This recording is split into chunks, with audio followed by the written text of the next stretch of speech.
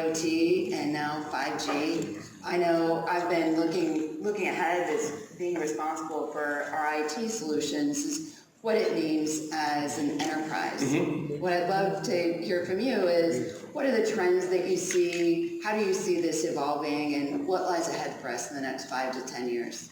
Great, well, glimpse thank of you. The future. Wonderful to be here, and 5G or fifth generation wireless, as some of you may know, is going to be a catalyst for a number of industry disruptions that will transform our lives, both as consumers as well as in the workplace.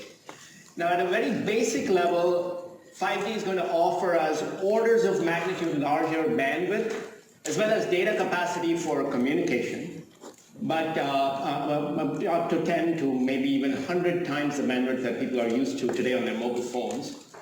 What some of you may not know is that this is going to get delivered over multiple simultaneous channels or slices to our mobile devices, as well as to our IoT endpoints. Now, in addition to this, 5G will redefine cloud computing as we know it today. It's going to become a much more distributed world, distributed pools of infrastructure capacity that are going to be resident at the edges of our networks, compared to what we have today, which is hyperscale clouds concentrated in certain points across the globe.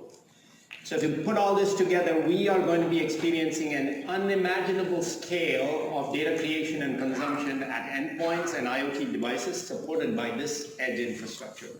Now take that and then couple that with other shifts. For example, like the radio infrastructure disaggregation, the disaggregation of radio access networks as we know it today. Other technologies like Michael mentioned, artificial intelligence. And with all this, 5G is going to make industries like manufacturing, healthcare, automotive, and many others to reinvent themselves. Now, Jen, do you see similar opportunities for us at Dell Technologies? I see enormous opportunities. Planning for the unimaginable is always a challenge, but first I think the opportunities for the social impact are enormous. And we heard from Michael and from Clay about the opportunities that we have today to just harness the amount of data, the chaos of data that we have proliferating our environments, but to harness that, make sense of it, and extend the reach. What we see with 5G and IoT across the globe creates enormous opportunity for social impact, healthcare impact, and education to bring things to an entirely new level, which I think is awesome. As an enterprise, how do you see some of this technology applying really in our corporate environments? And then we'll talk about what we're doing about that. Yeah, so as I mentioned, 5G is going to enable a number of new edge clouds. And these edge clouds are actually going to support a myriad of enterprise use cases that are then going to extend themselves also to things like industrial IoT, as well as how the telecom infrastructure supports these enterprise use cases. Now let me take one example. One example is private 5G.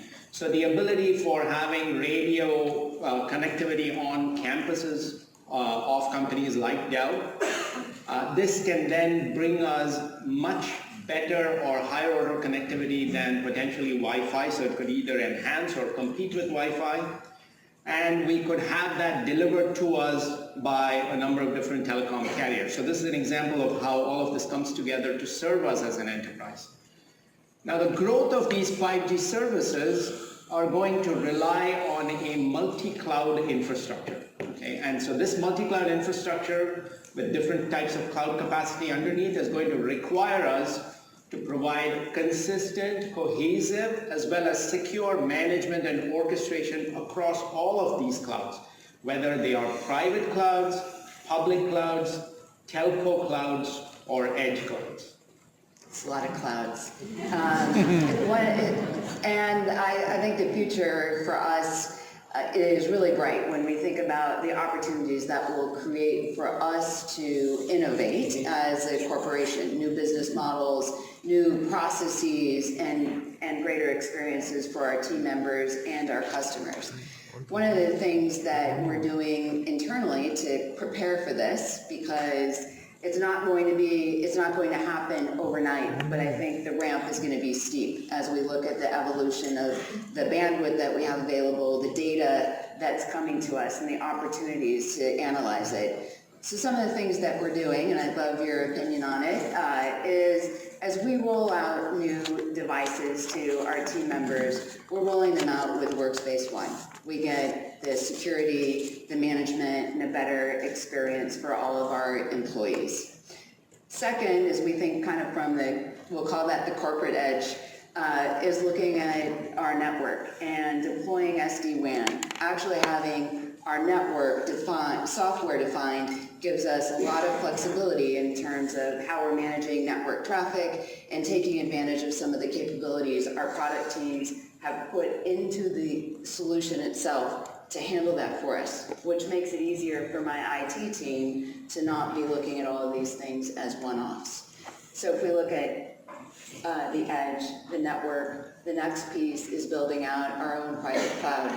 So like many of our customers, we also have data centers and we have a legacy of infrastructure, but we're building our own private cloud as well on premise to take advantage of all of these capabilities. And thankfully, I get to use the great products from Dell Technologies where our product teams have validated these solutions in their own labs, then they're built in our manufacturing environment. And when I roll them out, I know that they're going to work. So it's really great.